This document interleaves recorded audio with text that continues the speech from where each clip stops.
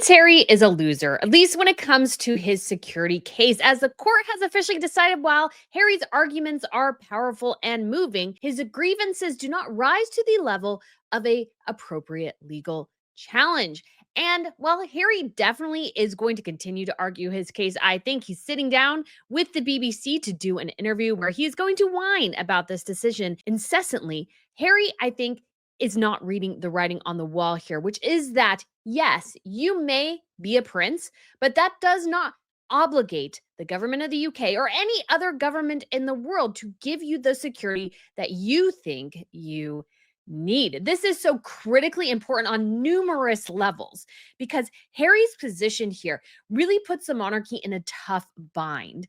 Because if Harry gets his way, they are essentially, you could say, going to cause international diplomatic incidents. And this is exactly what the UK does not need. So we will get into all the details regarding this decision, which is quite fascinating when you look at, especially the BBC has done a really good job, I think, of laying out not only what the case is right now, but what the future looks like. So again, we shall dissect this all. But if you haven't been to Royal News Network before, hello, my name is Brittany. I provide compelling royal commentary. So if you guys want to hit that subscribe button, I would absolutely love to have you back. And before we get into today's video, of course, it is Princess Charlotte's 10th birthday. So we got a gorgeous picture from Catherine and William where Charlotte is really, really looking like her father, which means she's also really, really looks like her grandmother. I love this sort of casual picture. Now, I was sort of hoping we'd get a video similar to Louis. So I'm curious of the sort of thought process behind doing different things. But it's sort of cool too, because Catherine actually took the picture on her phone. So it looks like they were out a day of hiking. She took the picture. It has this windswept feel. So I feel like it's very, very sweet. So very excited to see Charlotte celebrate her 10th birthday. And we do also have King Charles and Queen Camilla heading to Ottawa to open the Canadian Parliament. So I'm sort of thinking maybe, just maybe, of going up to cover that. We'll have to see if that's possible because that'll be on May 26th and 27th.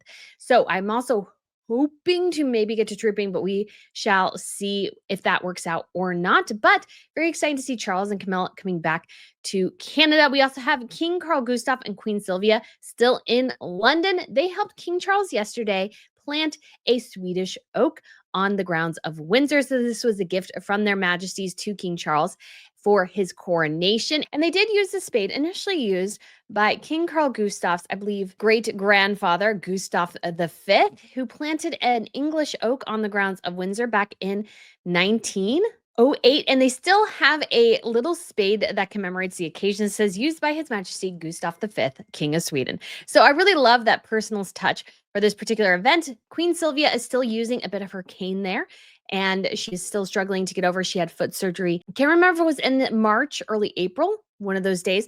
So she is still recovering from that. So she is using a bit of a cane, but she is looking well. So, and it was also cool to see the longest reigning monarch in Europe doing an event with the shortest reigning monarch in Europe. So King Carl Gustaf has been king for 52 years now. And obviously, King Charles has only been king for 2 years.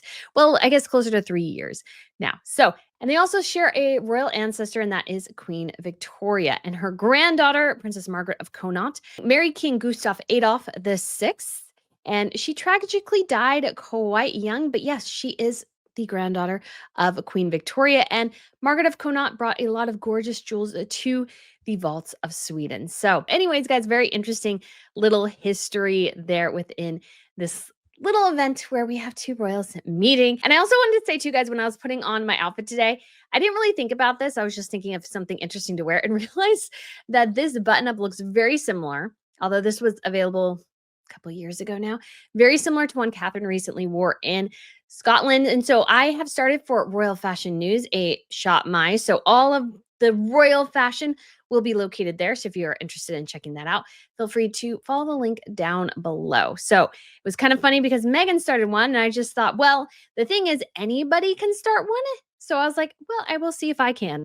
And turns out that I was able to go through. So I'm trying to catalog as much as possible the different outfits royals are wearing and try to also highlight things that are like under $250 and those sorts of things. So if you're interested in any of that, feel free again to click on the link up above there and link down below too. All right, so let's get into this court decision. We knew it was coming. And I know some people will complain, about Charlotte's birthday being overshadowed, but like this was not something that Harry could control. So, it's not like he purposely did this. This was how the case was going to go and be revealed. But this case is so incredibly important, and here's why. What Harry and Meghan were really asking for, I mean, mostly this is Harry's vendetta, but I think spurned on by Meghan's playing him and showing him, like, she's like, I'm so vulnerable, Harry. I'm such at risk. You have to fight for me, because he's been slaying dragons in the thing. So he's sort of seeing himself as a knight, as been propped up by his wife. So he pursued this, frankly, ridiculously stupid court case. And this case was probably never going to go his way. Probably never. It doesn't make any sense for it to go his way because the risks to the UK's diplomatic relations with other countries were massively on the line with this decision. And this was the correct decision.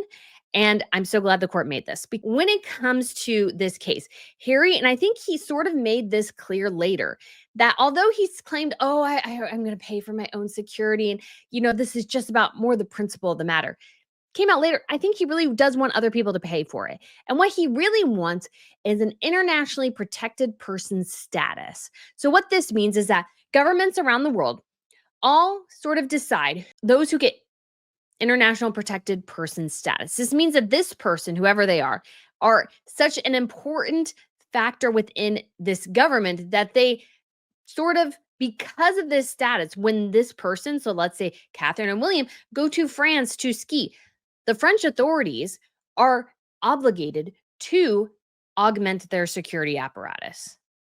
And we saw this play out in the Netherlands as well, because Princess Catherine Amalia of the Netherlands was under threat by the mob. And this is literally true. So she actually moved to Madrid for about a year or so to sort of get out of that situation. And she was highly protected by the Spanish authorities because she is the future queen of the Netherlands and an internationally protected person. And the people who have this should only be the bare bones basic people, because this requires a foreign government's taxpayers to pay for this. So, believe it or not, guys, when Harry and Meghan were internationally protected persons, and Meghan did her horrifically awful stunt of having a massively flashy baby shower in New York City, my taxpayers, and if you are American, your taxpayer dollars were technically spent to protect her on that. You can actually see gentlemen with that diplomatic pin on their lapel because they were diplomatic security from the State Department because Meghan had this status.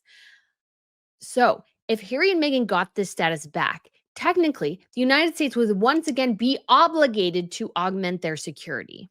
Now, we're unclear about where all this stands, but it could entirely be possible that Harry and Meghan, wherever they go in the States, I mean, and they want this anyways, would get government-funded security. And this would apply in other countries as well. Now, if another country wants to be stupid enough to waste their taxpayer dollars, like Nigeria and Colombia, to protect these two, that's their prerogative. But Harry and Meghan, like, if they had this status back, this would give them a level of diplomacy that, number one, they don't deserve. But number two, damages the UK's relationship with other countries.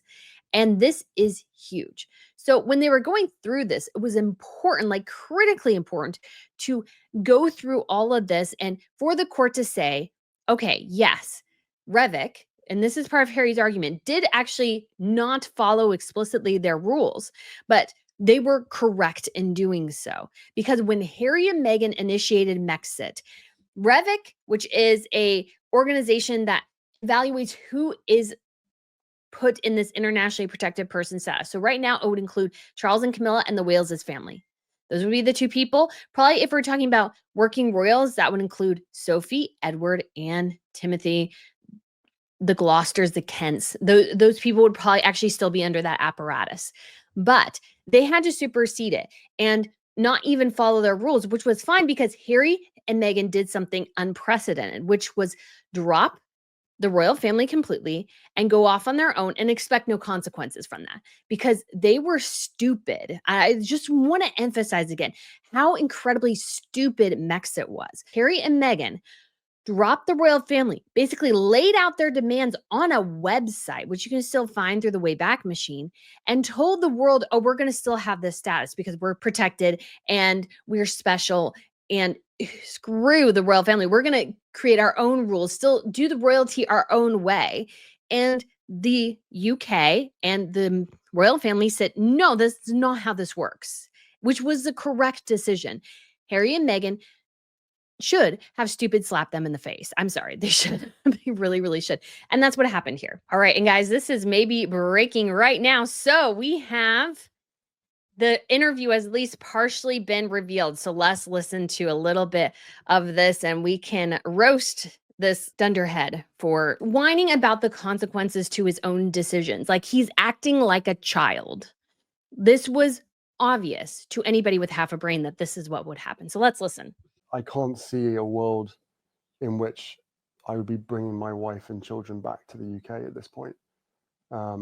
And the things that they're going to miss is, well, everything. You know, I love my country. That was your decision, Harry. You made that decision. Nobody forced you to do that. That was your decision. So you left and you have security. If there's an actual risk, there is no risk. The risk is very minimal. That's what, despite your claims of victimhood, that's the reality here. So I do apologize. How they have this player here is a little complicated. So we'll try to make it work. I usually stop about every 15 seconds for copyright reasons. But this was reality. And Harry, this is exactly what your wife wants. Bravo. This is exactly what your wife wants. Your wife doesn't want your kids to have a connection with your family. She hates that. She hates your family. She hates everything about your country, everything about you, to be quite honest. She doesn't like you. She married you for the money and the title, and that's it. And she got everything she wanted because you went along with everything she wanted. The things that they're going to miss is, well, everything. You know, I love my country. I always have done. Nobody feels that, Harry. Nobody feels your love for your country because you literally went on Oprah complaining about it, Netflix complaining about it, so many things complaining about it. Can't complain about it now. Despite what some people in that country have done. Which again shows his vendetta. It's a vendetta thing he has. He hates what people have quote unquote done, which means hold you to account, call you out on your BS. Not everybody lives in the delusional fantasy you do, Harry. Most of us live in reality. And that's why we see this situation as it is, not how you want it to be seen. So, you know, I miss the UK. I miss parts of the UK. Of course I do. And I think it's really quite sad that I won't be able to show, you know, my children my homeland. That's your decision, Harry. That has been your decision. You made the stupid decisions and your kids would be perfectly fine, buddy. They would be perfectly fine. You are living trapped in this delusional thing, which means most likely your kids will also not get their royal titles at some point. They will be stripped of them. Most likely that will be what happens at some point. Because that's the situation you've set up for them. Bravo. Bravo. Great parenting there, Harry. There is a lot of control and ability in my father's hands. That's a lie. That's a lie. That's an absolute lie, Harry. And your father can't do that. Do you understand the diplomat? Like, he's so stupid. It's like hard because do you know what it would look like for your father to demand basically that the United States where you live augment your security because you're an internationally protected person? They can't do that. Your father can't do that. That's insane. You are insane. And you are risking his reign for your selfish gain. And it's ridiculous. It's offensive. And Charles, because Harry's doing this, should just go, okay, Harry, if it's in my power, so it's my power to help strip you of your titles. That's also in my power. And the power to strip your children of their titles. So you can be the private person you want to be. If this is such a big issue for you, we can fix this. We can take you out of the line of succession. Bada bing, bada boom. None of you matter anymore. That's the simple answer here that Charles should initiate. Screw Harry. I'm sorry, but screw him. He's going to try to destroy you to the best of his ability because this is Harry. Ultimately, this whole thing could be resolved through. No, it can't. No, it can't. You are just a delusional fantasist, Harry. Through him. Not necessarily by intervening, but by stepping aside, allowing the experts to do what is necessary and to carry out an RMB. That said, That they did that, Harry. There's not this risk that you think that there is. I think Harry's risk is all wrapped up in this idea that he is as important as his brother and his niece and nephews, and he just simply isn't. And as time goes on, his importance diminishes. This was always going to happen. This was always going to be where things went. And I think the bruised ego is the issue here. Not reality, but the bruised ego. There is this all was initiated under a previous government, and there is now a new government. They've still evaluated the law, though, Harry. The law is still the issue. You don't have a case. The government has to look at you and evaluate whether or not this case merits the UK citizens paying for you. And they decided, no. I know that hurts, but this is the route you have decided on. Nobody forced you to do this except for maybe your wife. So take it up with your wife if it's that much of an issue. But I'm sure she's all hunky-dory and incredibly happy with this turn of events, to be honest. He just sounds crazy. He just sounds crazy and somebody not connected to reality, not connected to the consequences of his decisions, and is surprised that reality slaps him in the face every once in a while. Had it described to me, once people knew about the facts, that this is an good old-fashioned establishment stitch-up, and that's what it feels like. Nobody cares, Harry. No, nobody really cares. And I think that the part of the problem too is he somehow thinks that we're all as invested in this as he is. And again, it goes back to that delusional aspect.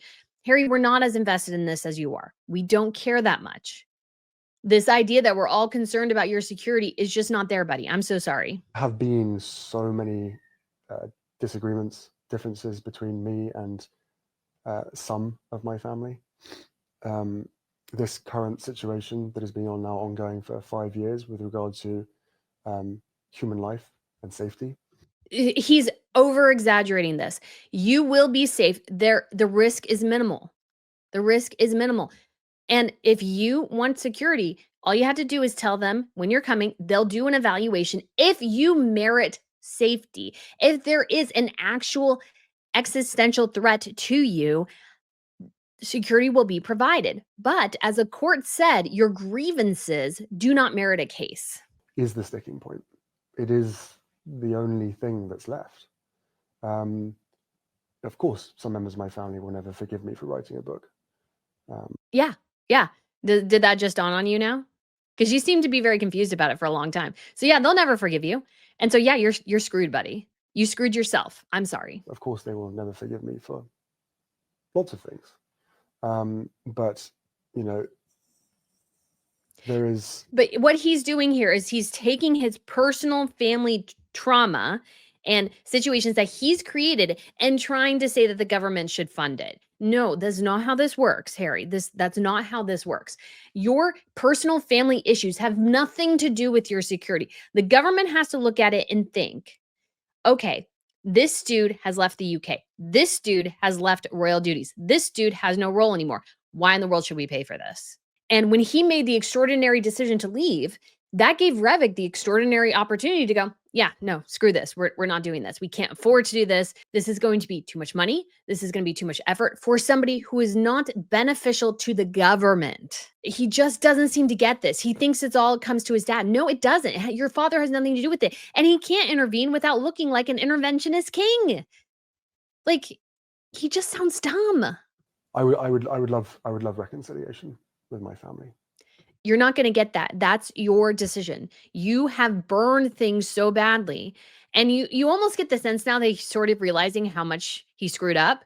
And it's sort of a little bit kind of trying to go, I want what I had. But you screwed it, Harry. You are the one who screwed it up.